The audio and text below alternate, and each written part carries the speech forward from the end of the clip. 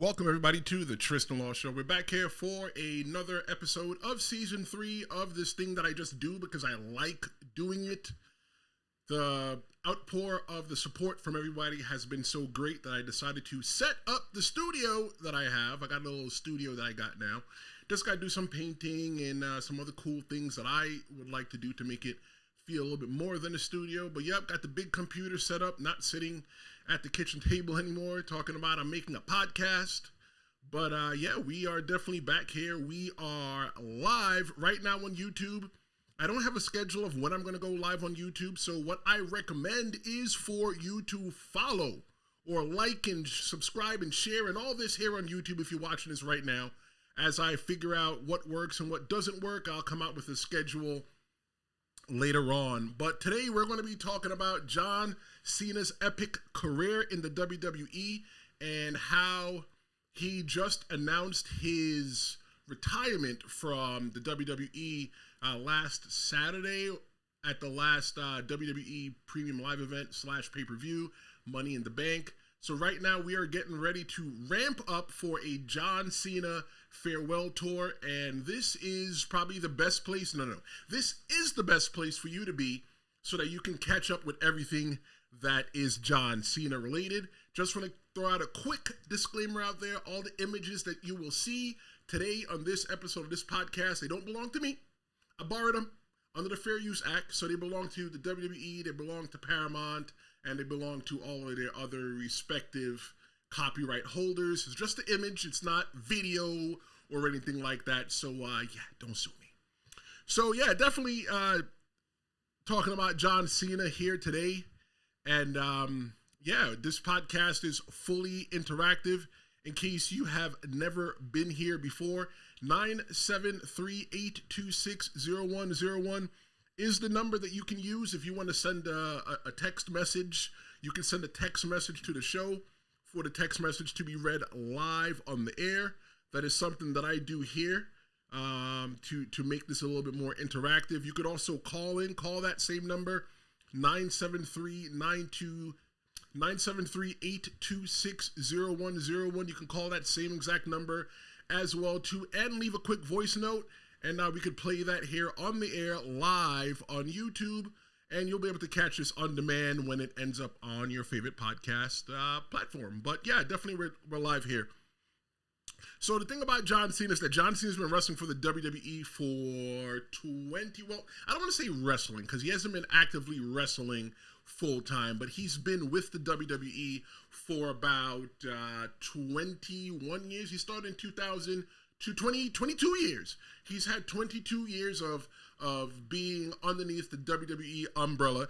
He made his debut against Kurt Angle on the July 22nd, 2022 episode of SmackDown. Wait till you see what the guy looked like back then. But he came out in a promo for Kurt Angle.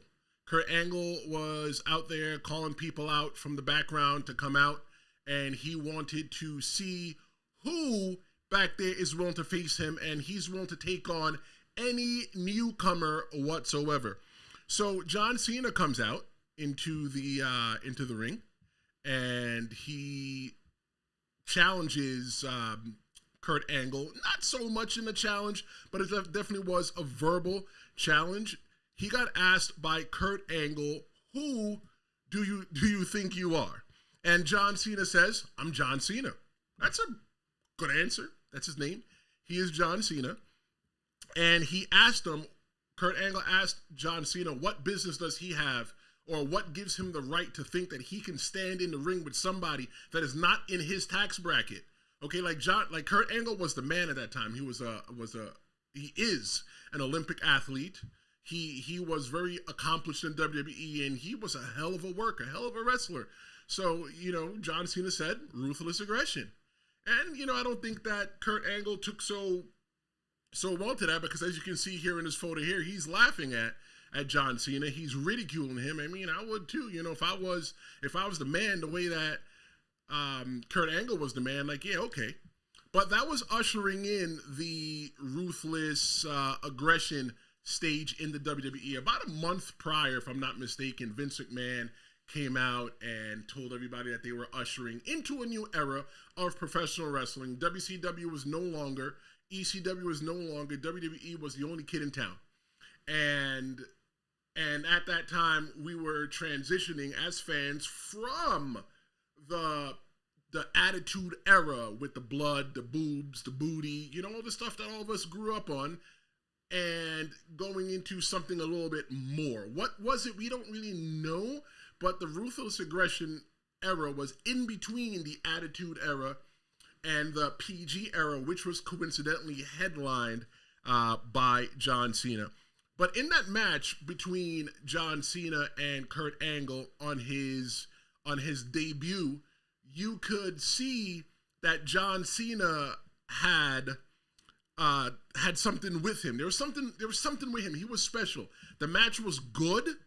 The match was paced very well. He kept up with Kurt Angle, but it wasn't John Cena's first time wrestling. John Cena was an indie guy. John Cena got his training at UPW, if I'm not mistaken. That's where he went ahead and he got his training for pro wrestling. And that's where he got his start. So he was a pro wrestler, but he was an Olympic wrestler. Looking at John Cena now, looking at his gear, his outfit, he was 100% create a pro wrestler. Look at the tights on this guy. It's generic red and black, red knee pads, red and black boots, you know, red wrist tape with black outline, and he had generic music. If you were going to build a pro wrestler, you were going to build John Cena. That is exactly who you were going to build in a WWE video game. You would have built somebody like John Cena, and that could be part of the reason why Kurt Angle's laughing at him too. Like, yo, bro, you don't even have gear. You don't even have name on your name on yourself. One of the things when I first started wrestling was that I was looking for colors that I think looked really nice together, and I thought red and black was cool. When I started wrestling and I wore red and black, I came in my red and black gear and I looked around. I'm like, wow, we all look like one giant tag team because we all have red and black on. Red and black are two colors that go great together. As you can see, my headphones are red and black, and my shirts are red and black as well too. And my beard is black, and I'm black. So red and black goes great together. So eventually, John Cena progresses in his career, and he becomes the Doctor of Thugonomics. That was his rapper gear, where he would wear jerseys and stuff like that mimicked the town that he was in. So if he was in New York, as you can see, he was in New York in this video here at WrestleMania, he wore his New York Knicks jersey. Sometimes he would wear throwback jerseys as well. John Cena gained popularity with his charismatic promos. You know, promos are when the two people are standing in the ring and they're talking to each other, or when the video just has that one wrestler and that one wrestler is being talked to or interviewed in the backstage. That's called a promo, right? You're promoting the next event. You're promoting the next match. You know, you're just promoting promo. So, you know, John Cena would actually take it a step up. He wasn't talking, he was rapping, he was freestyling. Okay, and the raps were nice. At the time, they were good. It's like, oh, wow. And the thing is that, to put this in a very nice way, as a kid that grew up in, you know, the Bronx, and, you know, I'm familiar with rap music, seeing a guy like John Cena rapping is like, yo, whoa, yo, bro, you can rap?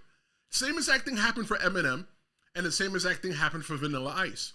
Coincidentally, John Cena was actually dressed up as Vanilla Ice when he first started doing this. And then it just took off into something else.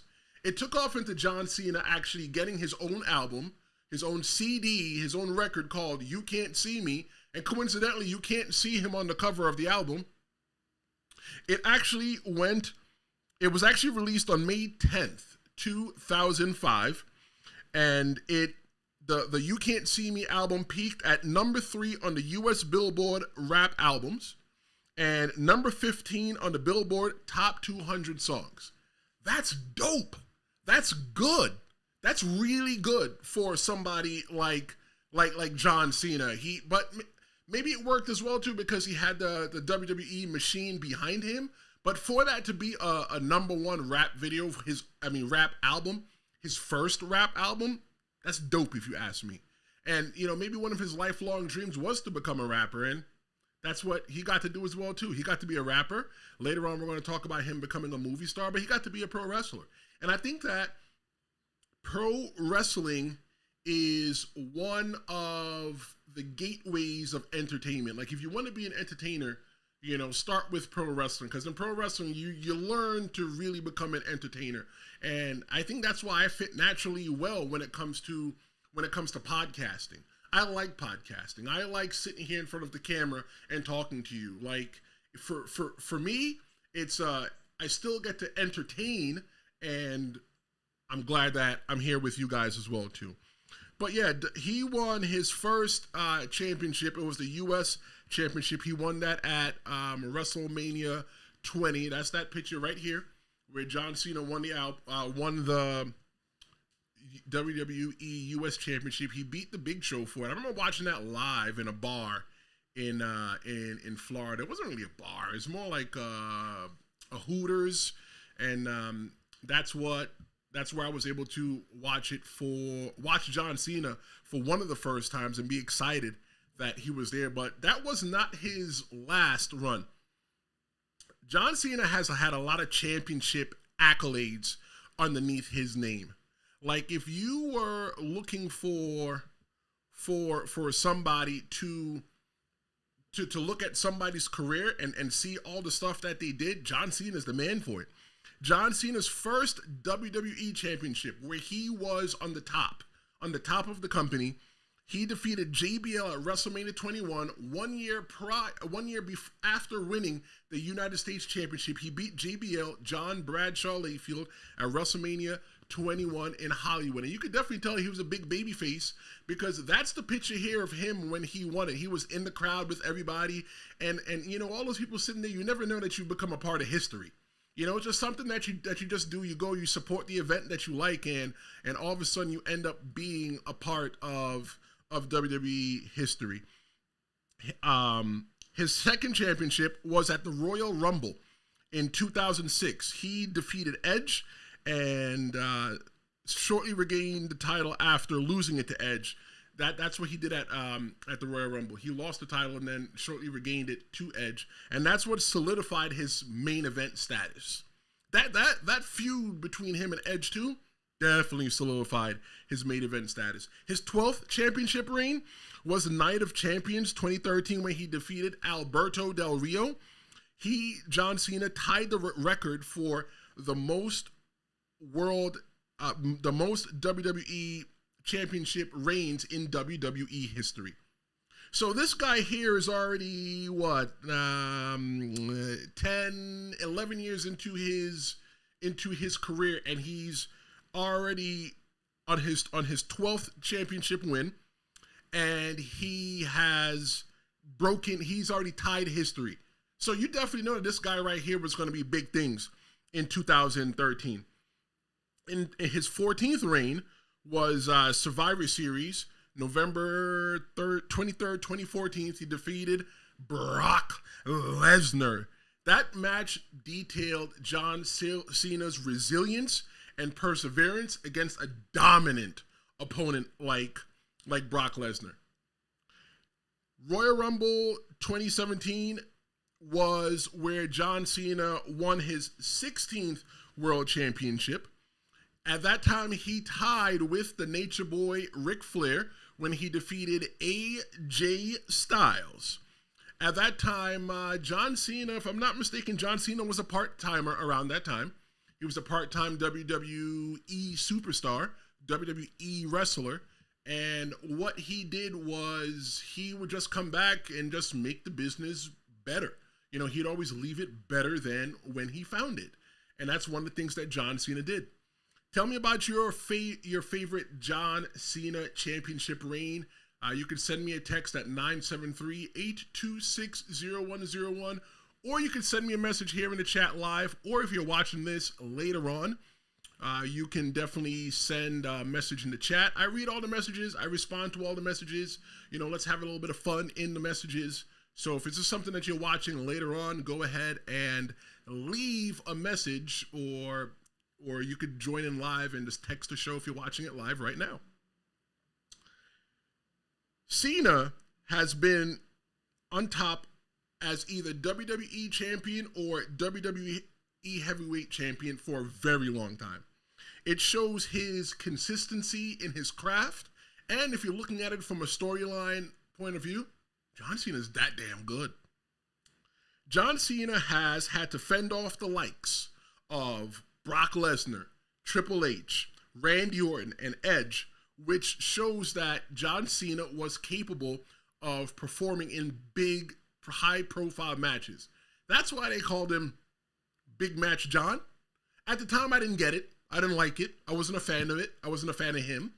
But Big Match John, definitely looking back at his career now, when he has announced his retirement, you can definitely understand why John Cena was Big Match John.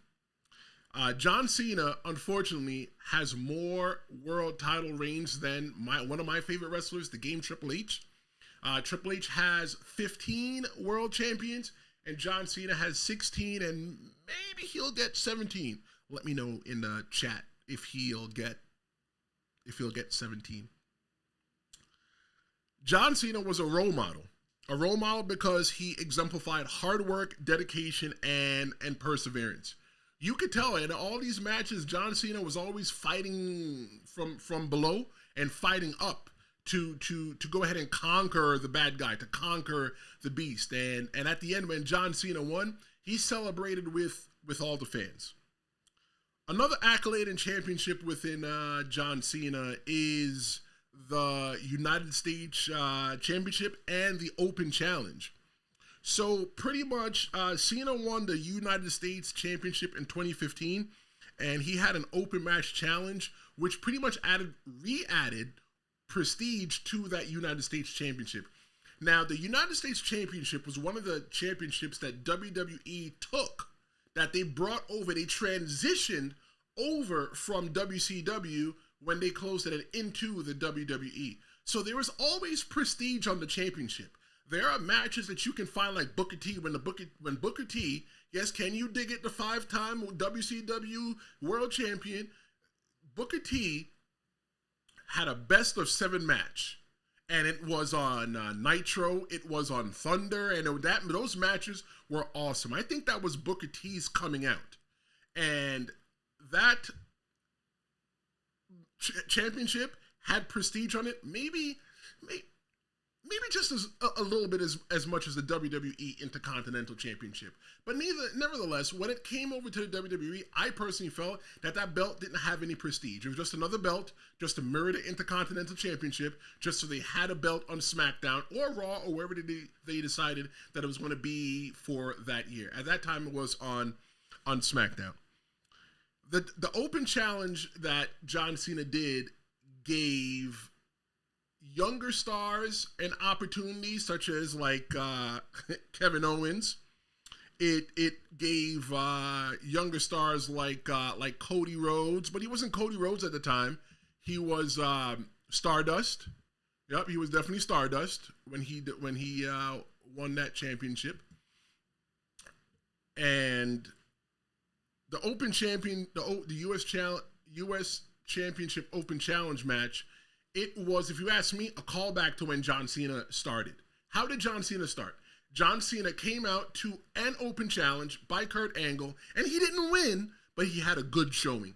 And that's how you knew that he was here to stay. A lot of those names that John Cena actually stood in the ring with and wrestled toe-to-toe in the United States Open Challenge, they're big names today. Obviously, one being Cody Rhodes, one being Kevin Owens, Sami Zayn, and he even stood in there with a couple big names as well too, like, you know, The Big Show, like Kane. But I think it did a lot more for the younger stars to bring them up, and it added more prestige because you had people that were former, you know, heavyweight champions, WWE champions that were fighting for this belt. You know, so it added the prestige back to that championship. You never knew who was going to come out for the Open Challenge, and Stardust was definitely one of them. John Cena's had some memorable feuds in his WWE career. He had some memorable matches as well. Definitely one that I think set him up properly and also set his opponent up properly was the feud that he had with Edge. Cena's story with Edge, it started at the beginning of 2006 when Edge cashed in his WWE Money in the Bank on John Cena. For those of you who don't know, the WWE Money in the Bank is a briefcase that has a contract in it that guarantees the holder the right to a championship match anytime, any place. Not really any place, but in the ring, but any event. You don't have to promote yourself that you're coming out there. Just come out there and cash it in. And Edge cashed that contract in against John Cena, and that's when the feud started. Cena lost the belt to Edge, but the match culminated in a match that Edge has never lost at the time, and Cena had never been in.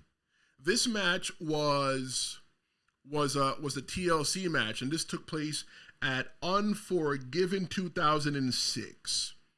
Edge was brand new to the main event picture at the time. And John Cena was Big Match John at the time as well too. However, at the end of that match, John Cena proved to be on top. He proved to be, the champion, and he took that belt from Edge. That wasn't the end of their story there, but I remember watching those matches and hating Edge.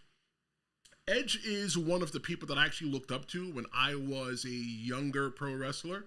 I modeled myself after Edge, Triple H, and Randy Orton. Those are the three people that I modeled myself after, like my in-ring mannerisms, the facials, and the storytelling, and the way that they move in the ring. That's just how I modeled myself after them. So yeah, definitely at that time, Edge was a nobody, but he definitely was a somebody. Let me rephrase that. Let me take that back. Edge wasn't a nobody. He was just a nobody in the main event picture until he got in the ring with John Cena. Edge was already decorated before tag team champion with his BFF Christian Cage. John Cena also had a long-standing rivalry with Randy Orton. That was another one that was crazy as well too. John Cena and Randy Orton both started the WWE in 2002, and their first major match was for the WWE Championship at SummerSlam 2007.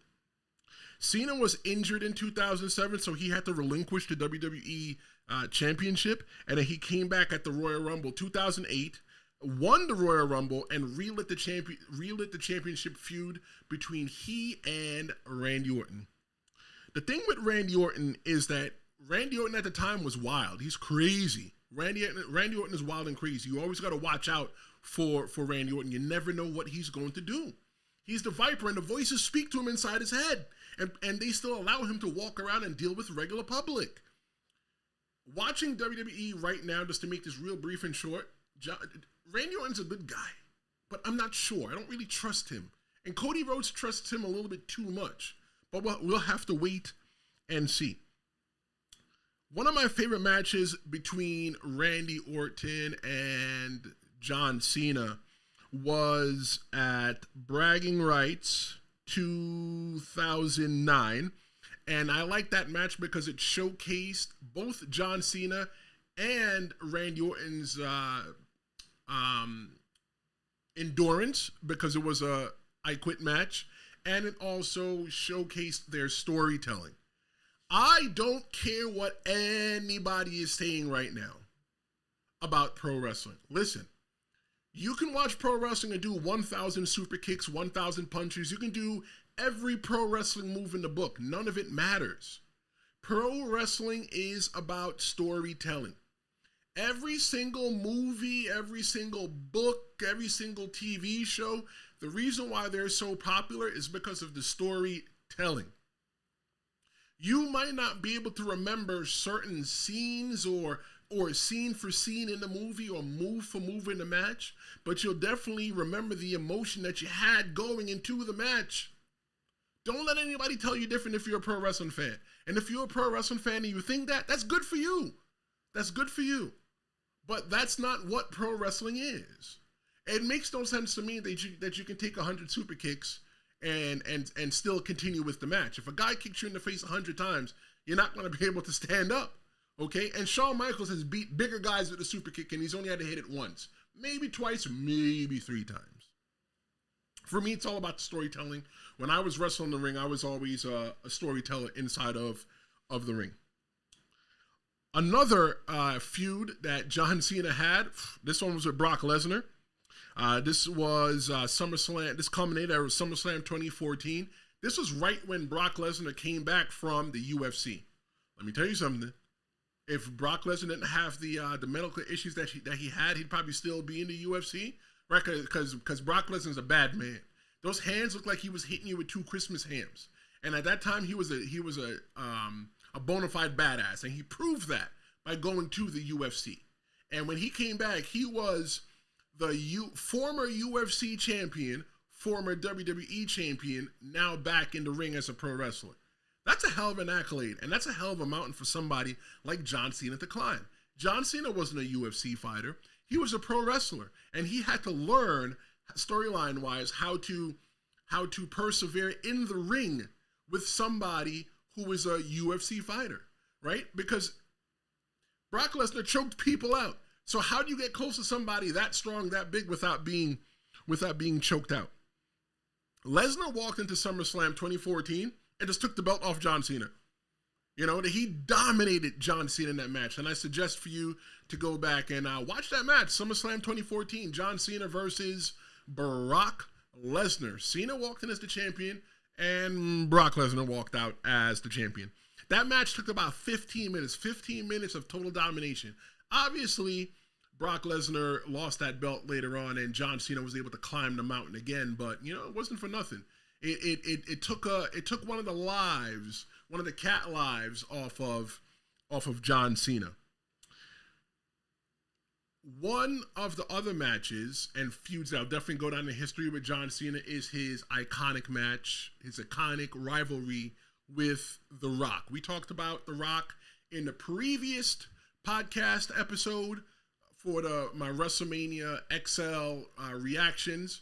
I suggest for you to watch that if you're a wrestling fan, or if you're a fan of The Rock, or you want to understand how behind the scenes wrestling works. Go ahead and look at my last video to get the comments, and also put a link in there for you to watch the video as well. I wanted the Rock to get to whoop John Cena. Right? The Rock came in, The Rock was the bad guy. The Rock was the 100% the bad guy. And that's the storytelling that lasted for a year. We're going to go more into that a little bit later on. But tell me your favorite feud, your most memorable feud with John Cena. Maybe one of his your favorite matches of his, if you are a fan of John Cena. I think at this time and day and age, we're all fans of John Cena, especially if you're a pro wrestling fan. So go ahead and just leave in a message and just tell me which of your favorite matches you like that were John Cena. John Cena's definitely had some WrestleMania moments like we were just talking about with The Rock. We'll definitely get into that. But in chronological order, the WrestleMania 21. That was John Cena's first WWE Championship win. There's nothing like your first. You can think about your first everything, your first time going to school, your first kiss, your first time going to this special place. It's his first championship, his first WWE World Championship, you know, the heavyweight championship of the world. He's on top of the world of the WWE. And that was his first. His second one was WrestleMania 23, where he had to square off against Shawn Michaels for the WWE Championship. At that time, they were both tag team champions together. They were together as a group, right? And I guess they were forced together as a group. However, that match is my style of wrestling. It's nice and slow. It went fast at times, and it was all about the storytelling. Now on to the one that I think, the WrestleMania moment that I think that solidified, that was a feather in the cap for The Rock. It was, I mean, not The Rock, for John Cena. It was more of a passing of the torch moment with John Cena and The Rock at WrestleMania. A couple years prior, John Cena, not John Cena, I apologize. A couple years prior, The Rock had the torch passed to him from Hulk Hogan. Hulk Hogan was on the top. The Rock was on the top. The Rock shared the top. The Rock was never really on the top by himself. He was up there with Stone Cold Steve Austin, The Undertaker, and Mick Foley, but he was one of the top four, one of the pillars of WWE during the Attitude Era. So now John Cena is the top. He's the face of the WWE. He's the face of the PG era, and he was in the ring with a story that started with John Cena and The Rock at WrestleMania 28. At WrestleMania 28, The Rock came in, embarrassed John Cena, beat John Cena in the ring, was the WWE champion and whatnot, and said, you know what? In a year, WWE said, you know what, in a year, we're going to go ahead and we're going to give you this main event again. That's crazy. I've never seen anything like that, to where they've planned the main event in a year and publicly told people. I was on edge for that whole entire storyline, because as a pro wrestler, I said, what if somebody gets hurt? Then what do you do with the story? You just throw the whole story out. That was one hell of a gamble. One hell of a gamble, if you ask me. Older fans like myself, we didn't like John Cena. John Cena pantomimed more to the kids. He played for the kids. And he wasn't our hero. The Rock was our hero. If you were in the Attitude Era, The Rock was our hero in that story. So we weren't really big fans of John Cena. But, you know, we secretly wanted John Cena to go ahead and win that match. And this here is the culmination of the end of the match between the both of them, John Cena and The Rock, at WrestleMania 29. After John Cena beat The Rock, and that happened. I was there for that. I was alive. I paid $150 and sat up in the nosebleed, and that was the last time I said, you know what? Never again am I going to sit that far from WrestleMania. But definitely let me know. 973-826-0101. 973-826-0101. You could always leave your messages. If you're watching this later on, leave a message, and I could play it later on. Maybe we can do a little thing to where I can play one or two messages before the start of the next episode. If you are just watching me for the first time, I'm Tristen Law, and just go ahead and just subscribe. I don't have a schedule of when I do this. It's usually at noon in the middle of the week, you know, so I'm just testing a couple things here just to see what works, what doesn't work, and then I'll come out with a definitive bona fide schedule. But John Cena's legacy and impact to pro wrestling. John Cena has a record-making Make-A-Wish visits, right? So in case you don't know, the Make-A-Wish is for kids who are sick, and what John Cena does is he visits them. It gives them a little like pep in their life, and you know, other famous people, you know, and stars do it as well too. I think that's something that's dope. That dope as in cool, that John Cena gets to do. John Cena is one of the people that he transitioned from pro wrestling to mainstream media.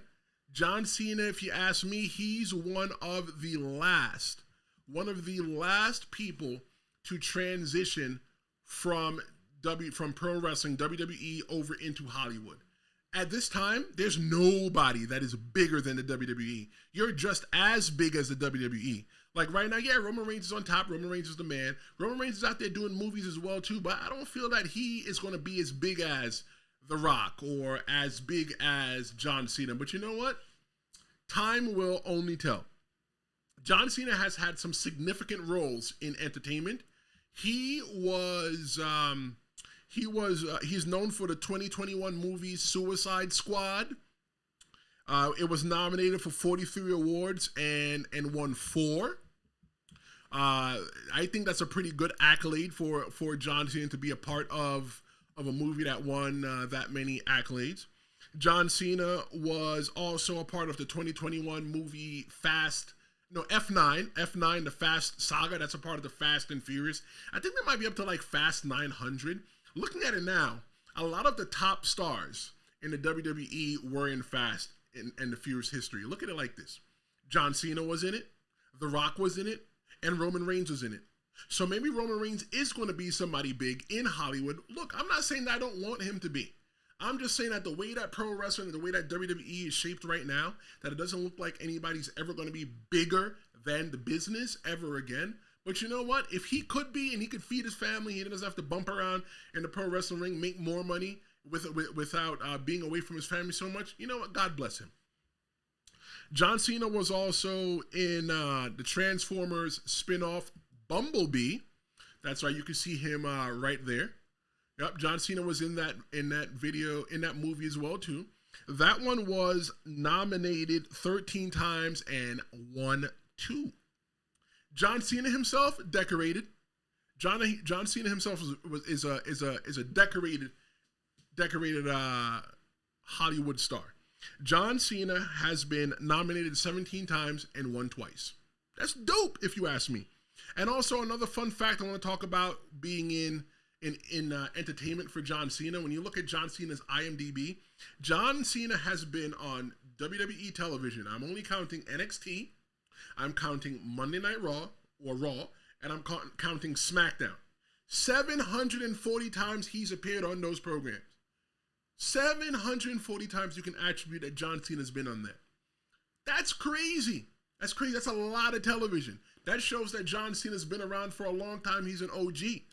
John Cena's talking about when he retires from in-ring action that he still wants to give to the WWE. You can definitely tell his passion there. Some of John Cena's later career and part-time status, notable mentions are definitely the U.S. Open Challenge.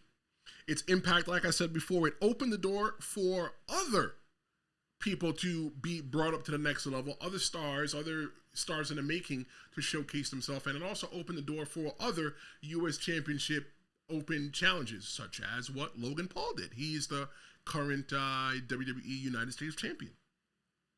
John Cena's part-time and feuded with AJ Styles. Their matches were high quality, if you ask me. Cena feuded with a well-known name in the pro wrestling, and AJ Styles feuded with a well-known name in the WWE. That's what you call the rub, where you take two stars and you rub them together, so maybe that, their famousness or their star power will split to the other. So you take the more popular person and the less popular person. AJ Styles was popular. He just wasn't a WWE guy. He wasn't known for WWE. If you didn't watch pro wrestling outside of WWE, you wouldn't know that John Cena existed. So you rub them together so they get the rub, and they both move them. I think right now that AJ Styles definitely is a big name. We all didn't like John Cena, like I said, because he wasn't our hero, but it was always cool to see John Cena when he came back. John Cena coming back to WWE events was like having that big cousin that you love so much that you don't get to see often. You always war when you see each other, but you know what? When you see your big cousin, you give him a dap, and yo, cuz, good to see you. So, who made the potato salad? John Cena is definitely one for the record books. He's definitely one that I'm glad that we got the opportunity to meet. I'm glad that he has progressed well in advance from his create a wrestler look that he had when he first stood in the ring with Kurt Angle. But when John Cena made that announcement a couple days ago that he was retiring from in-ring action of the WWE, you can see that he's a little bit emotional. And you know what? I felt a little bit of emotion for him as well too, because it's something that you just love. It's like getting rid of your wife, like that you still love. It's like getting rid of that car that you still love. There's passion in it. And I know that there's a time that I'm going to have to step away from the ring and never, ever get back, ever go back. And I know that John Cena knows that once he leaves, he's done for sure. He's done for sure. One of the things that I think that a lot of wrestlers that we look at in this day and age, that we don't want to be a caricature of ourselves. There are a lot of people that wrestled in the WWF in the 80s that still wrestle now. They still wrestle when I wrestled. And a lot of them were characters of themselves. They weren't who they were on television. And obviously things happen. You can't beat Father Time. Time is time. And when time is ready for you, time is going to catch you. So I think by John Cena leaving, You know, right now, I think he leaves while he's on top. He's still going to be able to leave while, you know, you could say, yeah, you know, I remember John Cena being good in the ring. As I said, he said that he's still going to stick around. He's not going anywhere. So that's going to be awesome to have John Cena be able to, you know, give his brain, you know, knowledge to other up-and-coming superstars. He said he's not going to be doing anything in the ring. He's done. He is finished. I'm looking to John Cena's farewell tour. Right now, we're looking forward to see John Cena come through in 2025. He's going to be there for when Raw goes on Netflix. That's going to be iconic in itself. That's going to change pro wrestling itself. That's going to be something that we're all going to be looking forward to, that, you know, WWE will no longer have individual streaming rights or television rights for Raw. They'll just have one, and it'll be on Netflix. And Netflix paid a hell of a lot of money for it. John Cena's his legacy, John Cena's legacy will be that he was the face of the WWE PG era. John Cena, if you ask me, he was the last crossover pro wrestler into Hollywood. These days it's opposite. You have Hollywood coming over to, or fame coming over to the WWE, such as Pat McAfee, who was a big kicker in the NFL. He kicked the football, American football. He wrestled once or twice. Didn't have a bad showing, if you ask me, and now he's an announcer on WWE doing play-by-play. You also have Logan Paul, who's a YouTuber, became famous from YouTube, right? And now Logan Paul is a WWE superstar. I think that's awesome as well too, that people now want to come backwards.